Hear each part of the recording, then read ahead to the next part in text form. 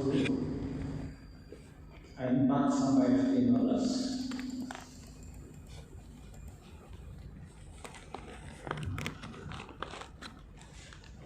Roma 10 ayat 4 sampai 15. Saya akan membacakannya bagi kita sekalian. Kalau kita sudah ketemu semuanya, silakan. Saya akan memberikan bahan nanti. Roma pasalnya 10 ayat 4 sampai 15. Demikianlah firman Tuhan, kebenaran karena iman. Sebab Kristus adalah kegenapan hukum Taurat, sehingga kebenaran diperoleh tiap-tiap orang yang percaya. Sebab Musa menulis tentang kebenaran karena hukum Taurat, orang yang melakukannya akan hidup karenanya. Tetapi kebenaran karena iman berkata demikian, jangan katakan di dalam hatimu, siapakah yang akan naik ke surga, yaitu untuk membawa Yesus turun. Atau siapakah yang akan turun ke jurang maut, yaitu untuk membawa Kristus naik dari antara orang mati. Tetapi apakah katanya? Ini, firman itu dekat kepadamu, yakni di dalam mulutmu dan di dalam hatimu. Itulah firman iman yang kami beritakan. Sebab jika kamu mengaku dengan mulutmu bahwa Yesus adalah Tuhan dan percaya dalam hatimu bahwa Allah telah membangkitkan Dia dan dari antara orang mati, maka kamu akan diselamatkan. Karena dengan hati orang percaya dan dibenarkan, dan dengan mulut orang mengaku dan diselamatkan.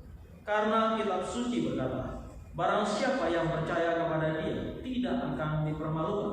Sebab tidak ada perbedaan antara orang Yahudi dan orang Yunani, karena Allah yang satu itu adalah Tuhan dari semua orang, kaya bagi semua orang yang berseru kepadanya.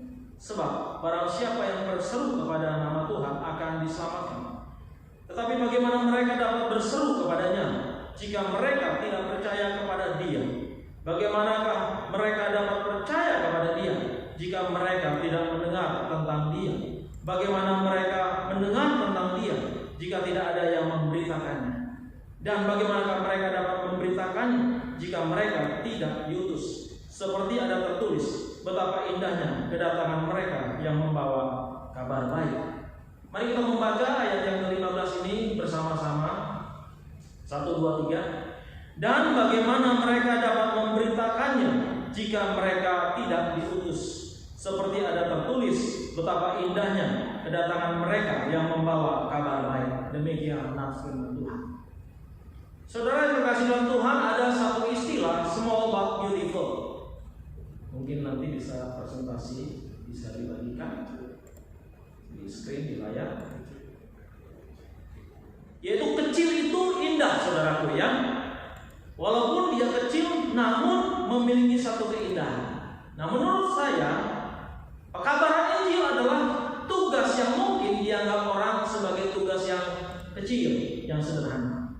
Tetapi pekabaran Injil adalah satu tugas yang indah, yang diamanatkan Tuhan kepada orang-orang pilihannya atau kepada umatnya, saudara-saudara.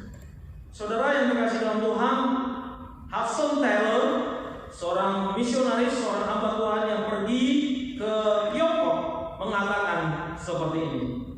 Suatu hal kecil adalah hal kecil, tetapi kesetiaan dalam suatu hal kecil adalah suatu hal yang besar. Itu dikatakan oleh Hudson Taylor ya.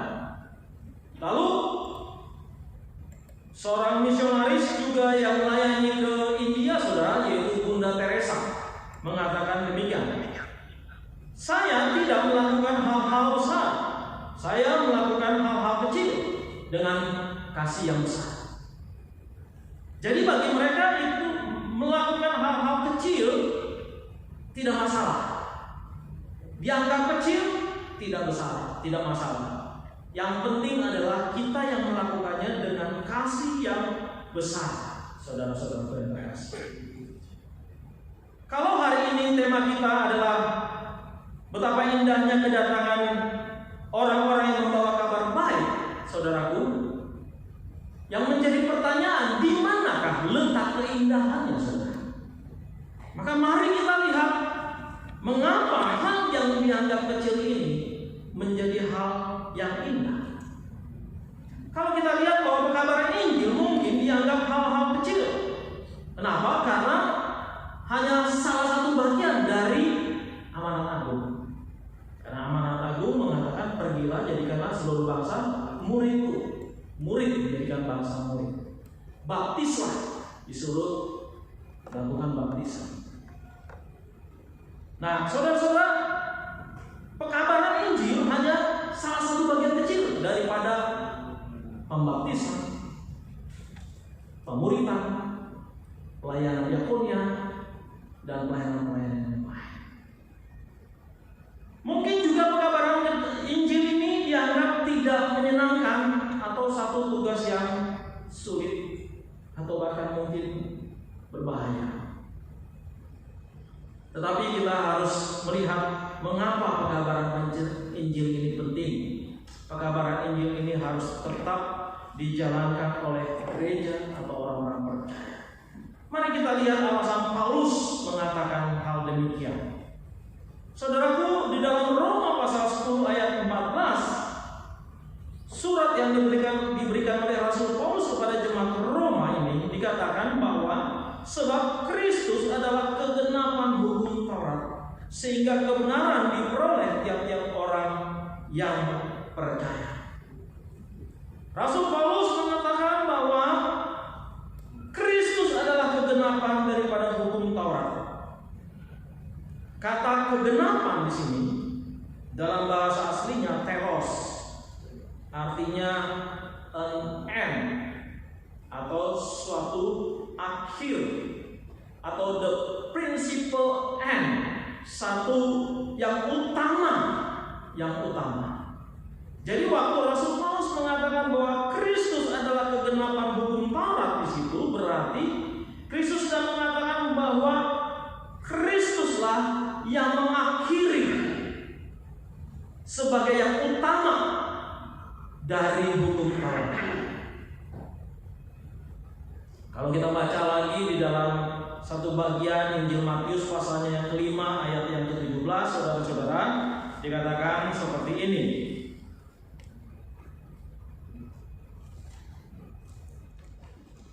Matius pasalnya yang kelima ayat yang ke-17 dikatakan bahwa janganlah kamu menyangka bahwa aku datang untuk meniadakan hukum Taurat atau kitab para nabi. Aku datang bukan untuk meniadakannya, melainkan untuk menggenapinya. Kata menggenapi di sini adalah berasal dari kata Yunani plero, saudara-saudara. Artinya to fulfill, untuk memenuhi secara sempurna isi daripada hukum Taurat, saudara-saudara. Maka apa yang dikatakan oleh Matius, Kristus sebagai kegenapan, sebagai yang utama daripada hukum Taurat, dan apa yang dikatakan oleh Matius, Kristus sebagai to fulfill, untuk memenuhi, untuk menjalankan hukum Taurat itu. Dia tidak meniadakan tetapi menggenapkan atau memenuhinya. Saudaraku yang terkasih dalam Tuhan, itu adalah dua hal yang selaras di sini. Maka kalau kita lihat bahwa kalau kita membandingkan antara hukum Taurat dan Kristus, saudaraku, di sini kita melihat dua hal yang berbeda. Ini yang mau ditunjukkan kepada jemaat-jemaat di Roma oleh Rasul Paulus. Rasul Paulus membandingkan Taurat Musa itu dengan Kristus dalam perjanjian baru. Karena kalau di dalam Taurat Musa, Taurat itu dilakukan untuk orang bisa melakukan perbuatan baik, atau orang bisa tahu apa yang baik dan yang buruk, saudara-saudara. Hanya tahu saja. Dan orang untuk bisa dapat memperoleh keselamatan cukup dengan perbuatan baik. Tetapi Rasul Paulus mengatakan kepada jemaat di Roma bahwa ternyata Kristus, saudara-saudara, memberikan satu paradigma yang baru, memberikan sesuatu perspektif yang baru, bahwa ternyata kita diselamatkan itu bukan dengan perbuatan baik, tetapi dengan percaya saja. Just by faith, hanya dengan percaya saja. Jadi ada perbedaan antara hukum Taurat dan Injil. Hukum Taurat orang melakukan perbuatan-perbuatan baik, tetapi di dalam Injil orang diajak untuk percaya kepada Kristus. Jadi apa yang tidak bisa dikerjakan oleh hukum Taurat dikerjakan oleh Kristus. Karena banyak orang-orang perjanjian lama, saya yakin saudaraku ya, frustasi mereka. Karena mereka tidak sanggup melakukan seluruh hukum itu dengan sempurna, saudara-saudara. Dan tidak ada yang bisa, saudara-saudara. Kita pun kalau disuruh melakukan seperti yang hukum Taurat katakan, kita pun bisa stres ya. Kita bisa depresi karena kita selalu merasa tidak bisa dan selalu merasa kita tidak sanggup. Berbuat dosa lagi, salah lagi, berbuat dosa lagi, salah lagi. Lalu ada guilty feeling dalam diri kita. Ada pertanyaan, layakkah aku masuk surga? Betulkah aku sudah diselamatkan? Karena kita merasa bahwa surga tempat yang suci, ada Bapa di sana. Kita orang berdosa, setitik nila saja atau satu dosa saja membuat kita gagal untuk masuk surga. Apalagi dengan banyaknya dosa kita, membuat kita tidak layak, tidak patut masuk ke surga, saudara-saudara. Karena itulah Kristus kemudian memperbaharui Taurat itu. Kristus mengerjakan itu. Kristus memenuhi itu semua. Kristus menggenapkan semua isi Taurat yang memang orang tidak mampu untuk sanggup menjalankannya, dan Kristus yang menggantikannya dengan kita hanya percaya kepada Yesus Kristus. Jadi saudara-saudara, kita tidak lagi selamat dengan perbuatan baik, dengan hukum Taurat, tetapi dengan hanya percaya saja. Dikatakan di dalam ayat 9 di sini, mari kita baca bersama-sama. Teks berikut kita akan lihat. Dikatakan, sebab jika kamu mengaku dengan mulut dan percaya dalam hati, kamu akan diselamatkan. Saudara, Paulus mengatakan orang diselamatkan, satu, cukup mengaku dengan mulut. Kedua, percaya dalam hati. Ini saja. Ya. Lalu di dalam ayat yang ke-10 dikatakan juga bahwa karena apa? Karena dengan hati orang percaya dan dengan mulut orang mengaku. Ini saudara, cuma dua hal ini. Mengaku dengan mulut dan percaya di dalam hati. Saudara, loh, kita kemudian pikir, oh mudah sekali, oh gampang sekali, sesederhana itukah? Nah, ini yang seringkali orang tidak paham, Bapak Ibu Saudara sekalian, ya. Kadang-kadang orang mengatakan terlalu gampang, terlalu mudah. Masa hanya mengaku percaya, mengaku dengan mulut dan percaya dalam hati, orang bisa diselamatkan masuk surga, saudara-saudara? Mudah sekali. Kalau gitu semua orang bisa mengaku dengan mulutnya bahwa dia sudah percaya Yesus. Berarti mereka sudah pasti diselamatkan dan masuk surga. Kalau hanya melihat teks ini saja, maka kita akan gagal memahami apa yang dimaksud oleh Rasul Paulus di sini. Seolah-olah terlalu gampang, terlalu mudah, semua orang juga bisa. Tidak, saudara. Karena pada waktu teks ini ditulis, saudaraku, orang-orang Kristen di dalam masa Romawi pada waktu itu sedang berada di dalam penganiayaan Romawi. Jadi mereka dianiaya dan mereka dipaksa untuk tunduk kepada otoritas Kaisar Romawi pada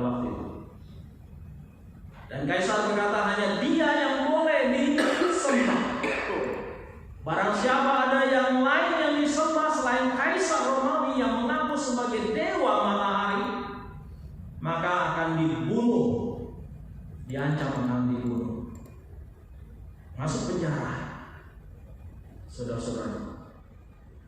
Nah, maka saudara, jadi ternyata kata-kata Rasul Paulus dalam ayat 9 dan ayat yang ke-10 ini tidak sesederhana yang kita bayangkan. Hanya cuma ngomong kok, percaya kok. Tidak, karena konsekuensinya adalah pada waktu itu, jikalau pada waktu itu mereka mengaku Yesus dengan mulut mereka dan tidak mengakui Kaisar sebagai yang mereka sembah, junjungan mereka, mereka dalam keadaan yang terancam untuk dipenjara, bahkan dibunuh. Ada satu konsekuensi yang besar, saudara-saudara, yang mereka hadapi. Maka di sini kita melihat Rasul Paulus menekankan bahwa orang Kristen harus mengaku dengan mulut dan percaya di dalam hatinya, tetapi sambil mengimani bahwa apapun resiko, apapun konsekuensi yang kita akan hadapi di depan, di kemudian hari, kita harus sanggup. Kita tidak mau menyangkali Yesus. Kita tidak mau untuk mengkhianati Yesus. Inilah maksud daripada perkataan dari Rasul Paulus di sini, saudara-saudaraku, bahwa ternyata menjadi orang Kristen itu tidak semudah yang kita pikirkan. Maka kalau kita kembali kepada tema kita pada hari ini, indahnya kedatangan orang yang membawa kabar baik. Di manakah letak keindahan dari pembawa berita kabar baik itu, saudara? Di situ saya akan memberikan 3 hal bahwa, saudara, yang pertama adalah letak keindahannya adalah kita menjadi indah bukan karena apa yang kita perbuat, tetapi apa yang kita imani. Kalau dulu kita diselamatkan karena perbuatan baik, kalau dulu para nabi-nabi datang menekankan moral, sikap orang Israel untuk baik dan bertobat kepada Allah. Tetapi sekarang kabar baik, kabar Injil datang untuk menekankan iman. Iman yang menjadi sentral. Walaupun saya percaya iman itu pun bukan sebagai yang menyelamatkan, karena yang menyelamatkan kasih karunia Allah. Iman itu hanyalah sarana. Tetapi keindahan dari pekabar Injil adalah dia membawa kabar baik bahwa Kristus mati bagi kita dan memberikan kita iman. Hal yang kedua, keindahan dari seorang pembawa kabar baik, bahwa dulu orang terikat pada hukum yang mengikatnya, saudara. Sekarang orang membawa kabar Injil adalah kabar yang membebaskan. Inilah keindahannya. Jadi kalau kita adalah hamba Tuhan, penginjil, majelis, aktivis, bahkan jemaat, kita mengabarkan Injil, berarti kita sedang mengabarkan berita yang membebaskan, bukan berita yang mengikat, yang membelenggu di dalam hukum-hukum yang membebaskan orang. Saudara, yang ketiga adalah keindahan seorang pembawa kabar baik adalah terletak daripada berita yang dia sampaikan, bukan berita yang sementara, tetapi berita tentang hidup yang kekal. Inilah dia. Taurat itu sementara, saudara. Dan kalau orang melanggar Taurat, mereka harus membawa korban untuk penghapusan dosa mereka. Dan setiap tahun orang membawa korban, saudara, untuk agar dosanya dihapuskan, saudara-saudara. Di dalam perjanjian yang lama,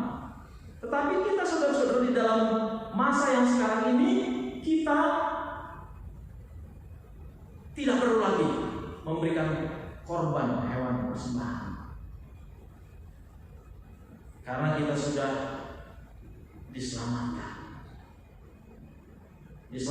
oleh kuasa darah Yesus. Dan berita seorang yang membawa kabar Injil itu adalah kabar keselamatan kepada orang. Inilah yang mendorong kita giat memberitakan Injil. Inilah yang mendorong orang giat datang ke pinggir-pinggir jalan, ke supir-supir, ke toko-toko, atau kemana saja untuk pergi memberitakan Injil. Karena dia membawa berita hidup yang kekal, bukan berita yang sementara, bukan hanya soal-soal yang sementara, saudara. Ini adalah soal yang bernilai kekal, saudaraku. Ya, kita mengabarkan Injil itu nilainya kekal, melebihi daripada nilai uang, saudara. Nggak bisa diukur dengan jumlah uang, ya, miliaran, tidak bisa. Ratusan juta, bahkan miliar. Sekarang coba orang sakit, ya, dia bisa sakit, lalu dia mengeluarkan uang dana yang begitu besar, saudara-saudara. Ratusan juta dia keluar untuk bisa mengobati sakitnya, sakit yang parah, saudara-saudara, sakit kritis. Tetapi itu hanya bisa menyembuhkannya dari kesementaraan saja. Kalaupun dia tidak sembuh, ya lewat, saudara-saudara. Tapi itu hanya bisa menyelamatkan dirinya dari kesementaraan, tetapi bukan dari kekekalan. Tapi kalau kita membawa kabar Injil kepada orang yang sakit, kalau orang yang sakit itu mau percaya Yesus, menerima Yesus sebagai Tuhan dan Juru Selamat pribadinya, saudara, maka orang itu akan mendapatkan hidup yang kekal, saudara-saudara. Nah, 3 hal inilah yang menjadi keindahan dari para pembawa kabar baik itu, saudara-saudara yang terkasih dalam Tuhan. Lalu diteruskan oleh Rasul Paulus di sini, di dalam ayat yang ke-14 dengan pertanyaan-pertanyaan, ya. Tetapi bagaimana mereka dapat berseru kepadanya jika mereka tidak percaya kepada dia? Bagaimana mereka dapat percaya kepada dia jika mereka tidak mendengar tentang dia? Bagaimana mereka dapat mendengar tentang dia jika tidak ada yang memberitakannya? Saudara, luar biasa sekali, saudara. Ini sesuatu kalimat-kalimat, pertanyaan-pertanyaan yang menohok orang-orang di Roma supaya jangan malas memberitakan Injil. Karena bagaimana orang bisa berseru kepada Yesus dan mengakui Yesus sebagai Tuhan jikalau dikatakan di sini mereka tidak percaya?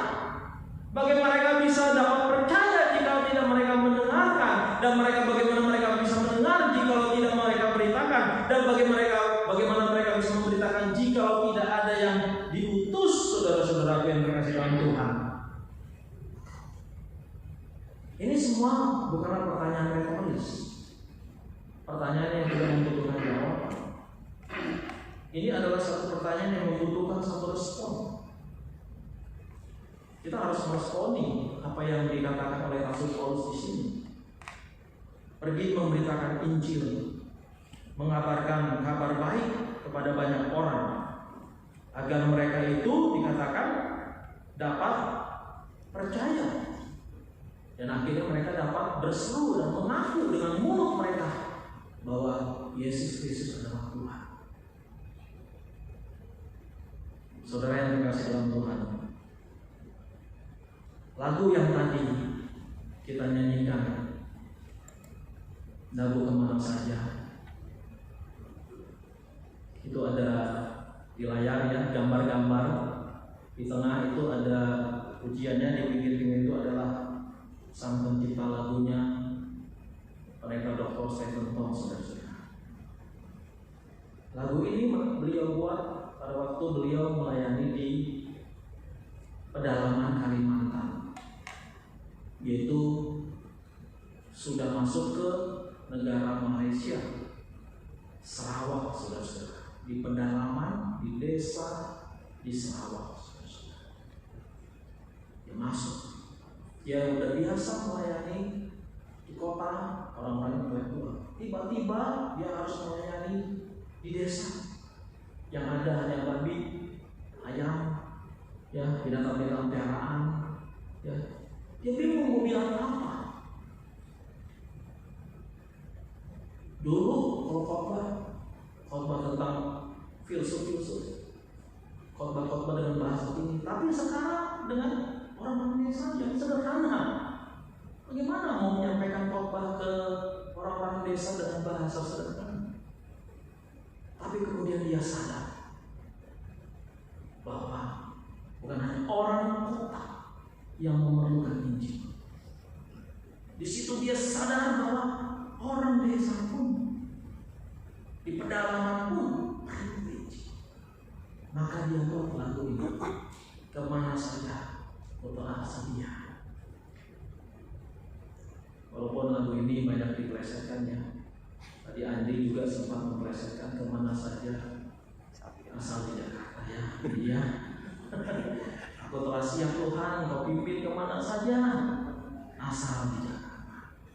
Waktu saya mahasiswa S1 ekonomi di Persatuan Mahasiswa, saya aktif di Perkantas. Kami mahasiswa pada waktu tingkat akhir sering juga menyanyikan lagu ini dan memelesetkannya juga. Kemana saja asal di Jakarta, pimpinan Tuhan tak pernah bersalah. Ya, saudara-saudaraku, mungkin kita memelesetkan Tuhan kemana saja asal di Jakarta. Tetapi seharusnya kalau memang Tuhan betul-betul serius mengutus kita kemana saja, kita mau rela untuk diutus.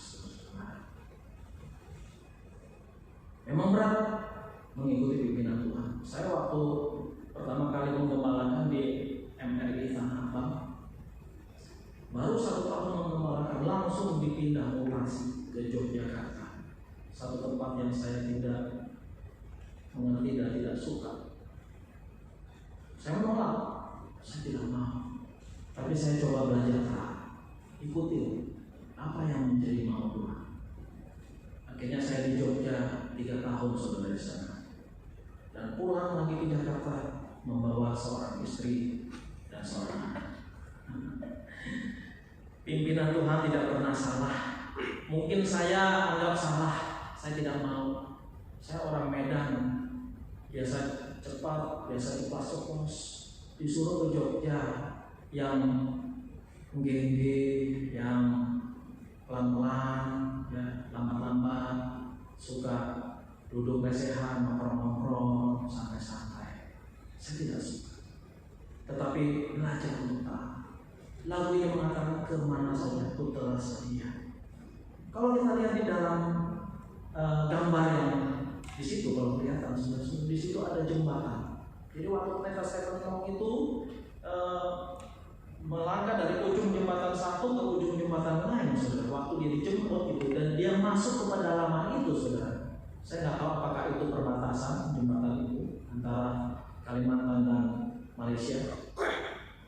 Maka yang dilihat itu adalah di depannya itu dia dituntut oleh para orang-orang dan ada ibu-ibu yang telanjang kaki atau mungkin pakai sendal, dan dilihat kakinya jelek, sudah pecah-pecah. Tetapi justru dia membayangkan kalimat di dalam ayat yang ke-15 ini, betapa indahnya kedatangan mereka yang membawa kabar baik. Justru kaki yang jelek-jelek itu dia lihat sebagai kaki yang indah, di mana kaki yang buruk itu justru adalah kaki yang sudah rela mengabarkan Injil, pergi ke pedalaman, ke daerah yang kecil untuk dapat memberitakan Injil. Ini yang saya lihat, bahwa betapa indahnya kedatangan mereka yang membawa kabar baik.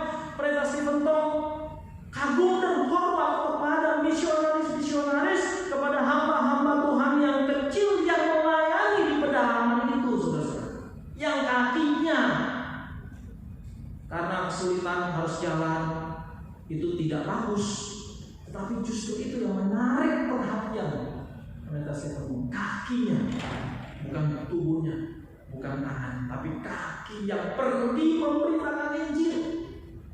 Saudara,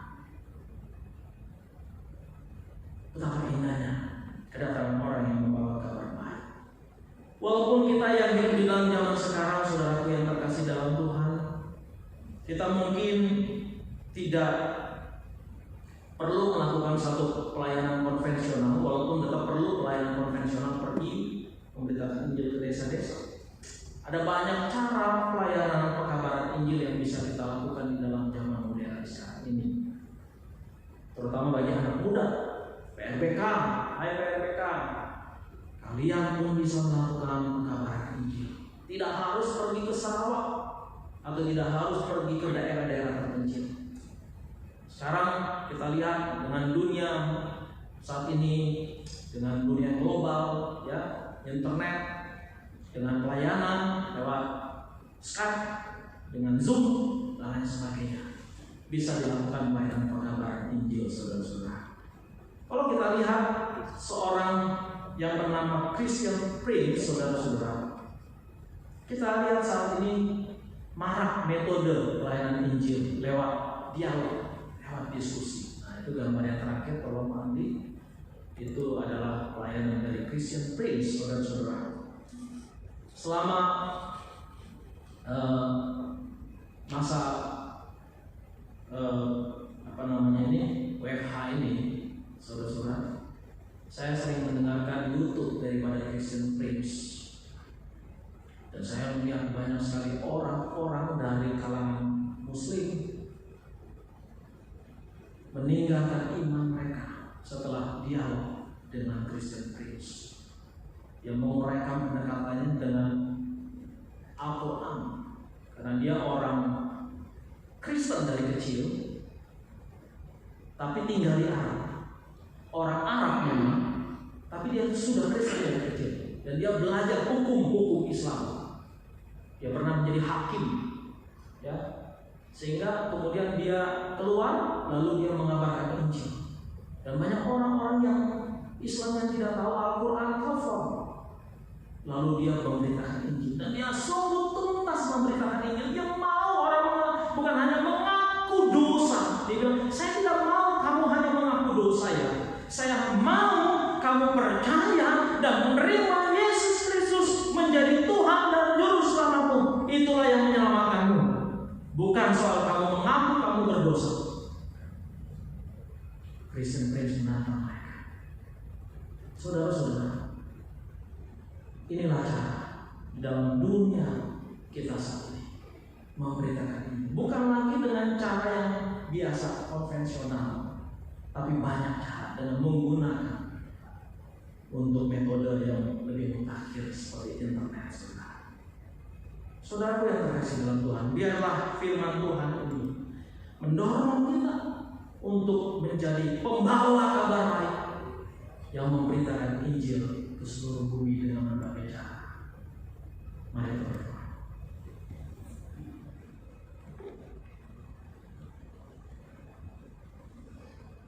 Bapa kami di dalam surga, kami datang bersyukur kepadamu ya Tuhan, karena pagi hari ini kami sudah mendengarkan kembali berita Injil, satu berita yang sangat berharga, satu berita yang sangat indah, yang kami boleh dengar untuk kami kabarkan kepada banyak orang, yaitu berita tentang Yesus Kristus, Allah yang sempurna, yang menggenapkan Taurat. Itulah yang kami kabarkan, itulah yang kami beritakan, bukan dongeng-dongeng buatan manusia, bukan hanya cerita-cerita, bukan hanya mimpi-mimpi ya Tuhan. Engkau berkati agar jemaat Tuhan boleh dibangun oleh firman-Mu, dan kami semua boleh mengabarkan Injil dengan cara yang Tuhan tempatkan kami di zaman ini. Terima kasih Bapa, dengarlah doa kami, di dalam nama Tuhan Yesus kami sudah berdoa. Amin.